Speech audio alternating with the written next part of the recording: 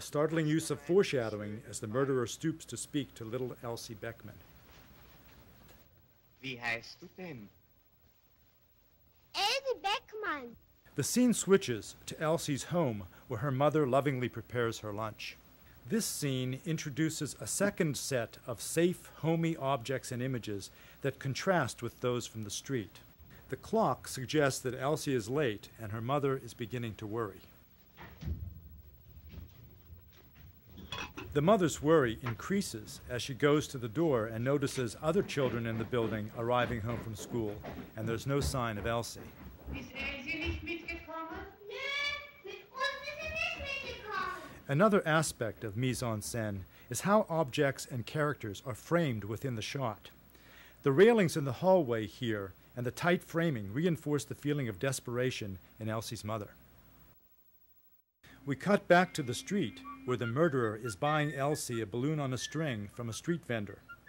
Notice that the balloon is itself like a fragile child, another good example of an object used as foreshadowing. Dankeschön. Back in the kitchen, the clock reminds the mother that Elsie is now very late. We see the desperation in her face, in her hands, in her movements.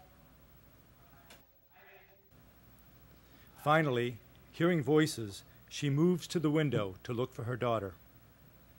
The emotional tension in the scene is mounting.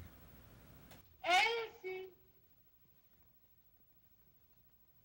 Elsie! Static shots of empty stairwells Elsie!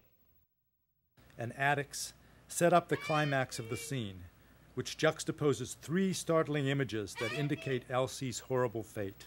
The table setting, an empty chair in the kitchen, Elsie's ball rolling away from a clump of bushes, and the toy balloon tangled in the wires overhead. Rather than depict violence graphically, these objects elicit it in the viewer's imagination.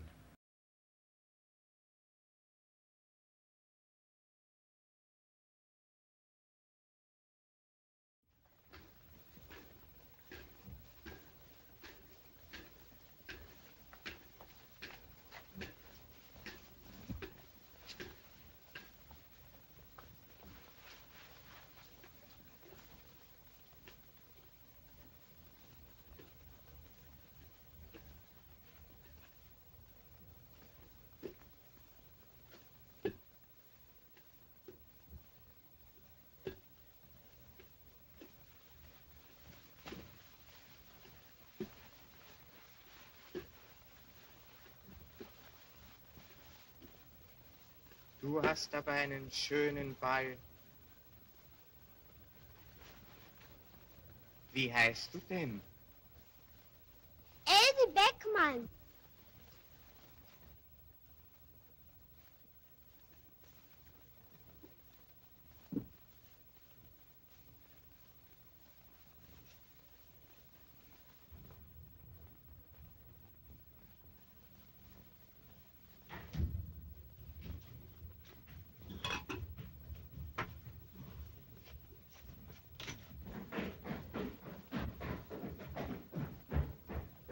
Ist Elsie nicht mitgekommen? Nee, mit uns ist sie nicht mitgekommen.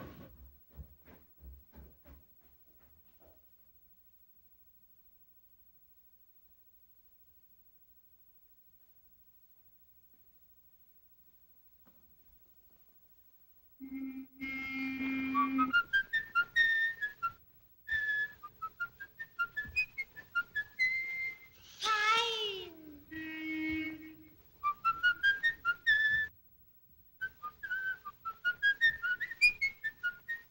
Dankeschön.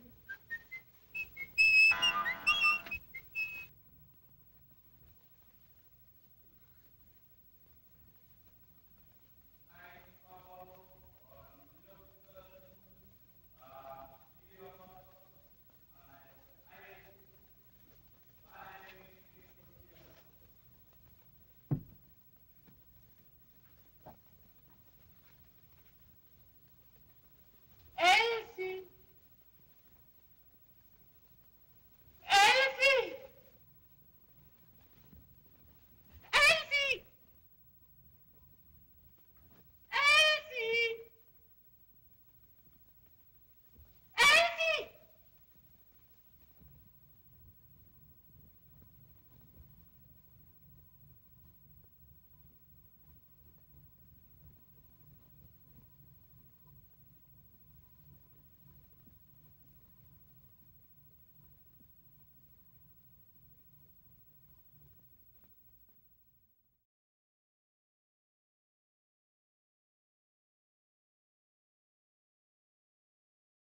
The French term mise en scène originally comes from the theater and refers to the placement of actors, scenery, and props in a stage production.